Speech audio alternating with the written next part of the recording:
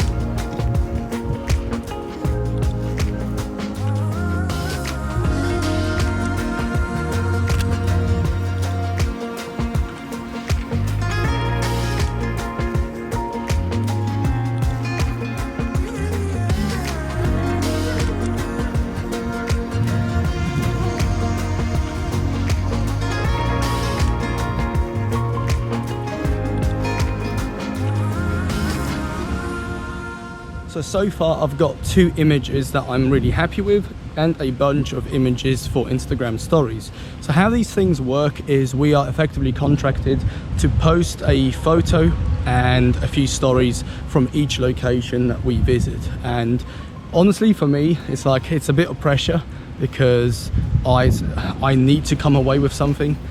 So now that I've got, you know, 1 post and a few stories in the bag, I'm a bit more relaxed.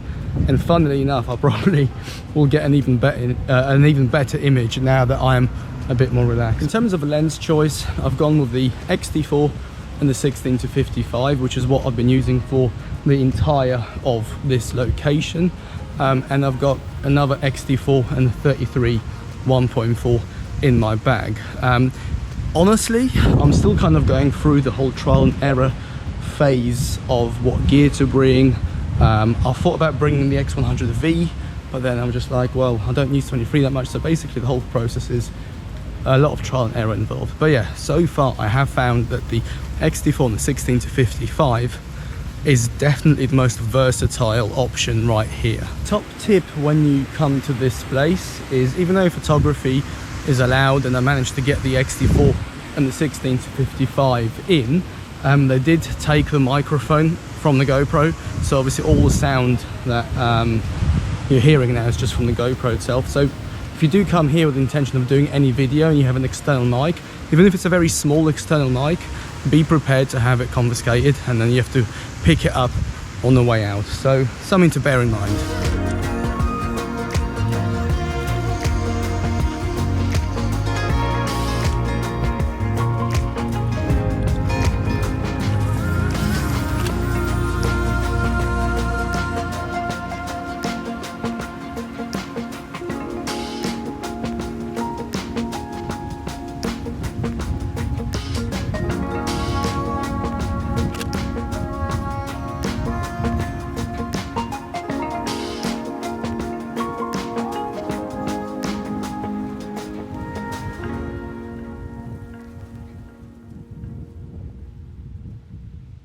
QASR al-WATAN, translating to Palace of the Nation, is the presidential palace of the United Arab Emirates. The palace was opened to the public in March 2019 and it was named as one of the top 20 landmarks of art and culture in the world.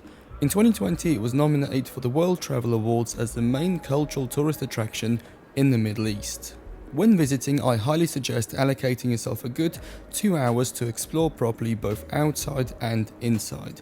Also, don't forget sunglasses and water for the outside bit, especially in the hotter months. From a photography standpoint, I would say that most shots I got were a mix of wide and telephoto. I never needed to go super telephoto, so a standard zoom such as a 24-70 will cover everything needed. Most of the photos, at least for me, were outdoors, as I didn't personally see much opportunity indoors for my style. However, if you love reflections, you will have an absolute field day here. Overall, photography was very relaxed and I never had any issues. I suggest coming early in the morning and being one of the first to get in. For photos, it simply means that you will have a few people moving around the scene, which is great for a sense of scale. However, you won't have to deal with large crowds, which can ruin photos. Overall, if you are in Abu Dhabi, I highly suggest coming to visit and photograph this palace. It's absolutely incredible.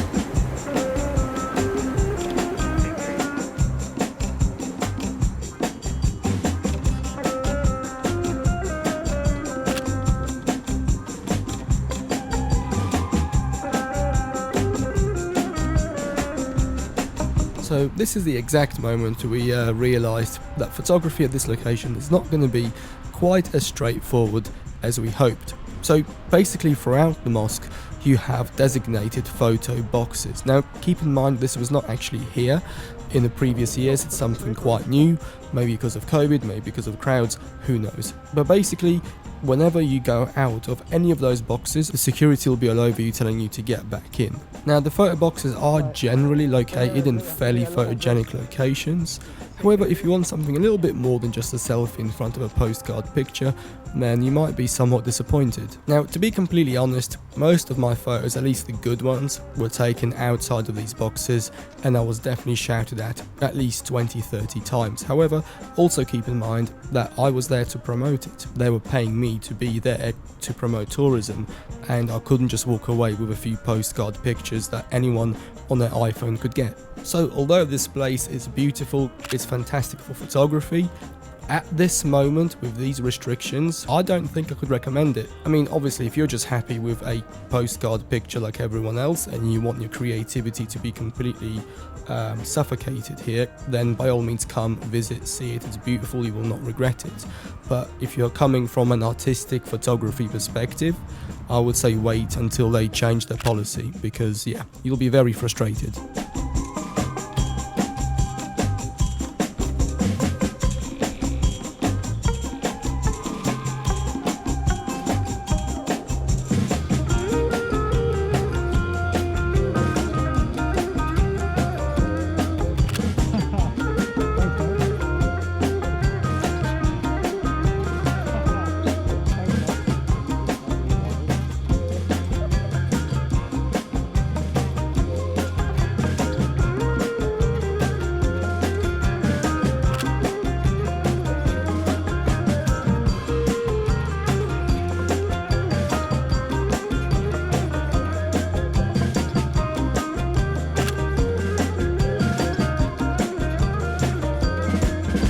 As for camera equipment, of course I've got the trusty XT4 and the 16-55, which are carried over from the morning. For this particular location, I did find that a combination of wide and telephoto worked really well. Camera settings wise, I left it in aperture priority and stayed at around between f2.8 and f4 aperture. In terms of exposure compensation, it was either at 0 or minus 0.3. And finally, focusing was done using continuous autofocus and a single point small square. Alright, time for a few last photos from the day.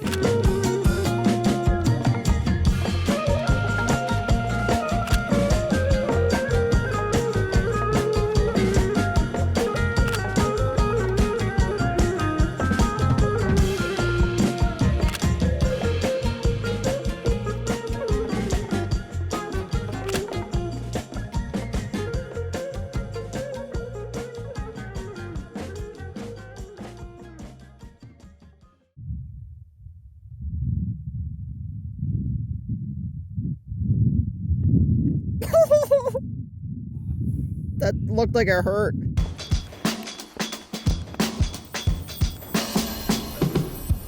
Welcome to day 2 of mine, Aaron's and Faisal's Abu Dhabi trip. For this day we actually left the main town of Abu Dhabi and headed towards Al Ain, with the first stop being Qasr Al Mawai. After that we visited Al Ain Oasis, then nipped into Al Ain Palace Museum, and finally we ended up in TELAL Resort, which is a hotel oasis complex that just happens to have a small desert around the back.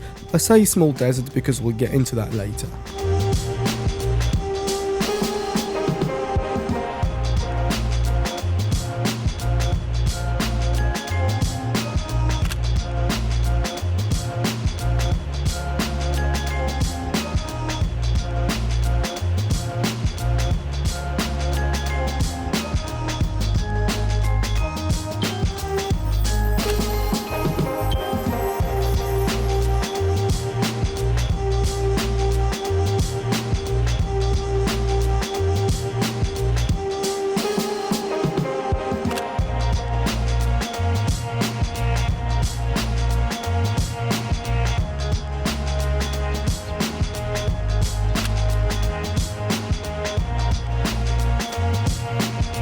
At this point we saw Faisal getting approached by this lady and we definitely thought that she caught him taking a photo or something. However, that's not the case. She's actually a local photographer and I've linked her Instagram down below so you can go check her out and support. She's great. She even kindly offered to model for us so we can take a photo and post from this location. Now when we got to this fort we were a little bit disappointed to learn that it was actually closed. I think it was a weekend or something like that. But after exploring a bit and talking to a couple of the locals, it turns out that the best pictures and the best views are actually on the outside anyway.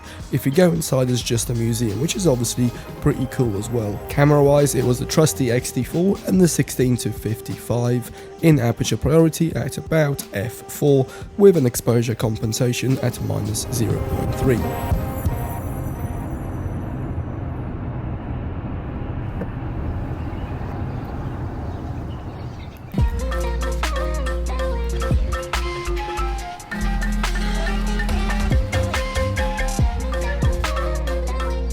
The Al Ain Oasis is the largest oasis in this city. Honestly though, for photography there just wasn't much here, at least for me. This is more of a place to come for a nice walk on a nice day like this, grab a drink, there's a store in the middle that does the best mango juice ever, and just walk around and explore. You'll spend hours getting lost in the maze that is this oasis, and it's a great way to spend an afternoon. But for photography, as I've said, I just didn't see many opportunities here.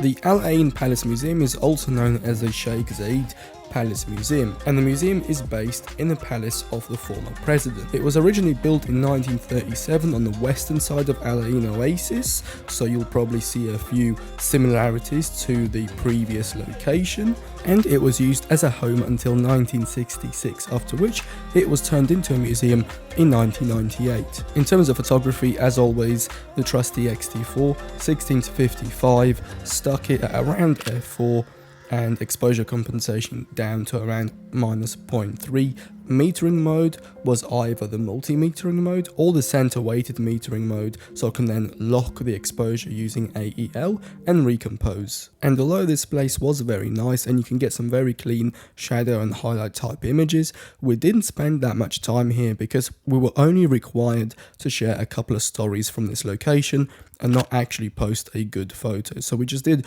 one loop around, got some photos, and then moved on to the next location, which was going to be the star of the day.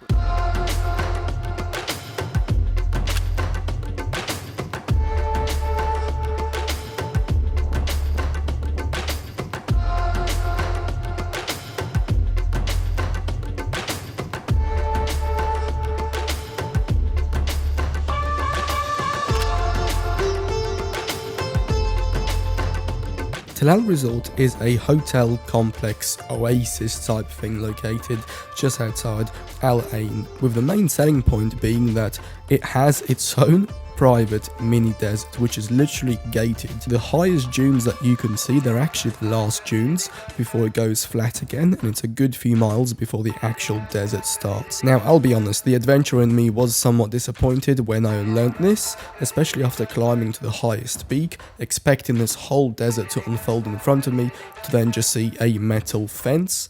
However, after just taking it for what it is, I decided to enjoy the experience. As for lenses, this time round I was using the 50-140. You can just get so many more compositions with a 50-140 and really create more abstract type photos. Furthermore, because there was wildlife in this particular resort, it was always useful to have such a long range in order to get a photo of them as well. Now let's talk camera settings. So aperture was f8 for two reasons. First of all, there was so much light, I had to control it somehow.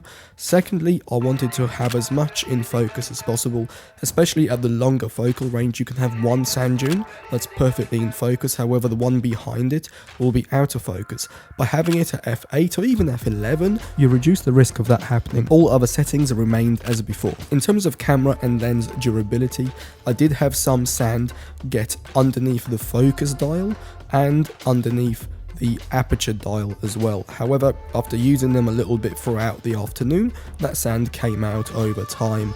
The camera did get some sand in the top dials and some sand in the articulating screen mechanism.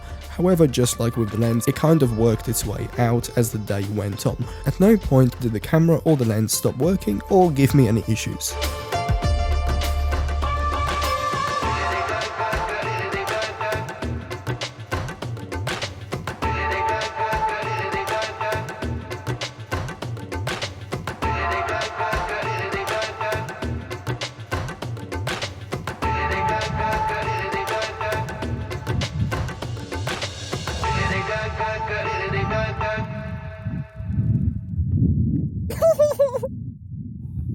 That looked like it hurt.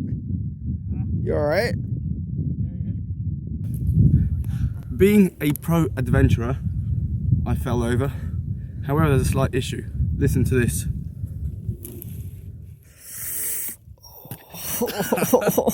That is going in for servicing, I think. Sounds so bad.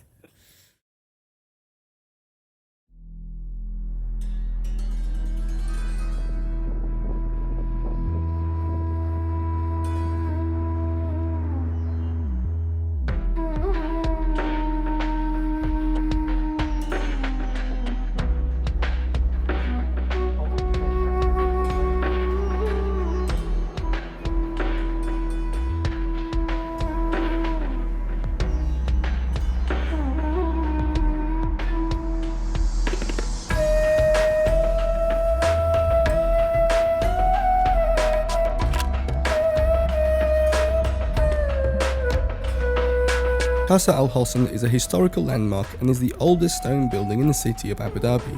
It was built in 1961 and it's also part of the Abu Dhabi Cultural Foundation. Basically, this entire complex is a playground for photography.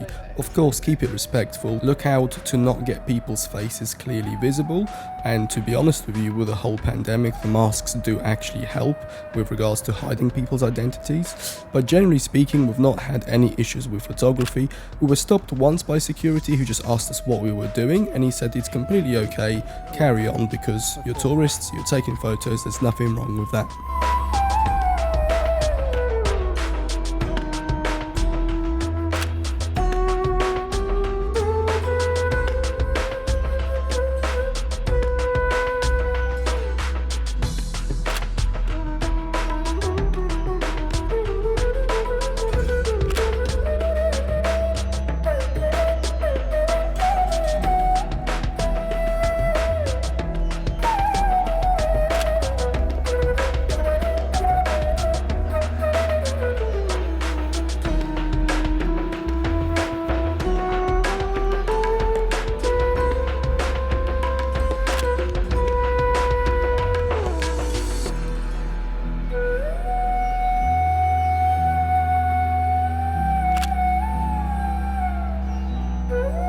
So just walking, I mean, you can probably see by my eyes, I'm squinting so much.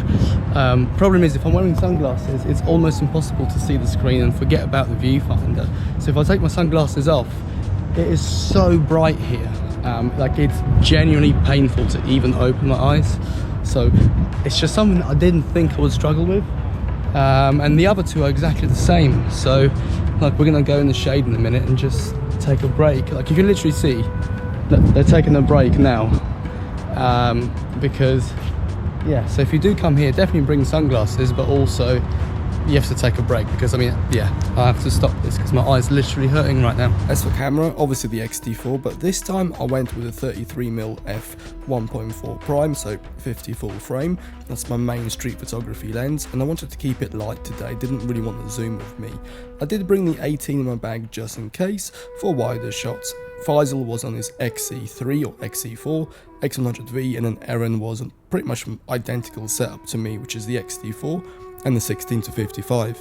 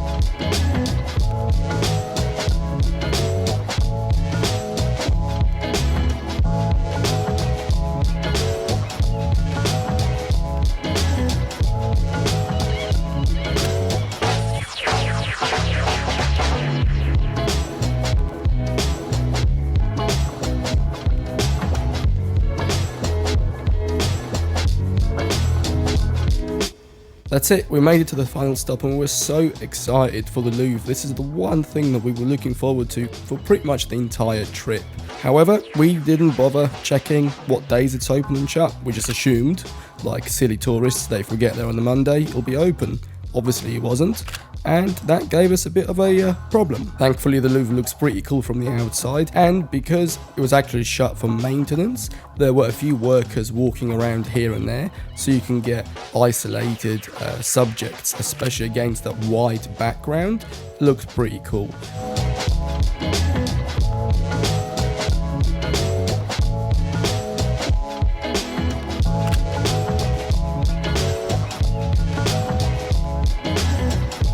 And just like that, the trip was over. It was a bittersweet day because even though we were looking forward to going home, at the same time, this was such a great week with so many amazing memories with good friends. So thank you ever so much for watching this video. I hope you have enjoyed it, I hope you've learned something new, and I hope you've just been inspired to get your camera, jump on a plane, in a car, on your bike, or even walk, and just go out there and take some photos. And of course a huge shout out to two great friends, that is Faisal Ansel Adams Westcott and Erin Jam the Sand Whisperer. Alright, that is all. Thank you again, and I'll see you next time.